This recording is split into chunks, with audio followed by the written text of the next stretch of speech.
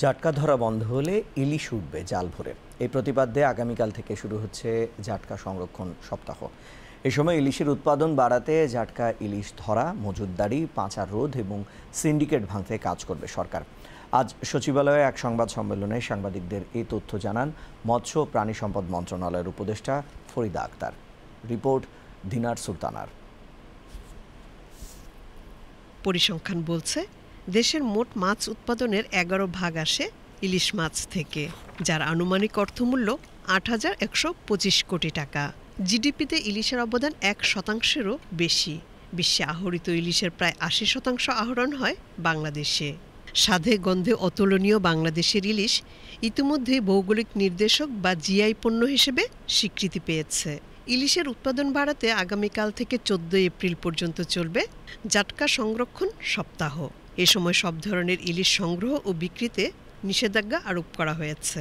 7 দিন ব্যাপী কেন্দ্রীয়ভাবে জাতীয় পর্যায়ে এবং মাঠ পর্যায়ে, জেলা উপজেলা পর্যায়ে আমরা কর্মসূচি গ্রহণ করব এবং এবার জাটকা সংরক্ষণ সপ্তাহের উদ্বোধনটা আমরা বরিশাল সদর উপজেলার ডিসি ঘাট সংলগ্ন কীর্তনখোলা নদীতে নৌ রেলে অনুষ্ঠিত হবে।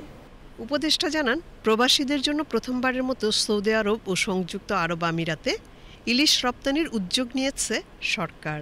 বাংলাদেশের মানুষ যেন ইলিশ খেতে পায়, সেটা শুধু বাংলাদেশের মধ্যে যারা বাস করছেন তাদের জন্যই নয়, আমরা অনুরোধ পেয়েছি আমাদের প্রবাসীরা যারা নাকি আমাদেরকে রেমিটেন্স দিয়ে সাহায্য করেন, সেজন্য এবছর আমরা 11,000 মেট্রিক টন ইলিশ রপ্তানির জন্য দুটি দেশে, সৌদি আরব এবং সংযুক্ত আরব আমিরাতে আমরা দেওয়ার জন্য বাণিজ্য মন্ত্রণালয়কে অনুরোধ করেছি। এ সময় পহেলা বৈশাখে পান্তা ইলিশ না খাওয়ার আহ্বান জানান উপদেষ্টা ফরিদা আক্তার।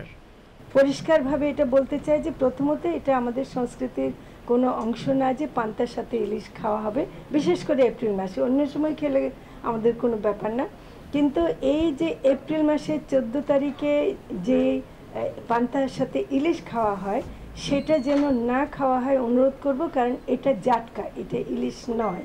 তো সেই হিসেবে জাটকাকে সংরক্ষণ করে যেন আমরা ইলিশে রূপান্তরিত করতে পারি, সেজন্য আমি আহ্বান জানাচ্ছি যেন এবার পান্তা ইলিশ খাওয়া না হয়।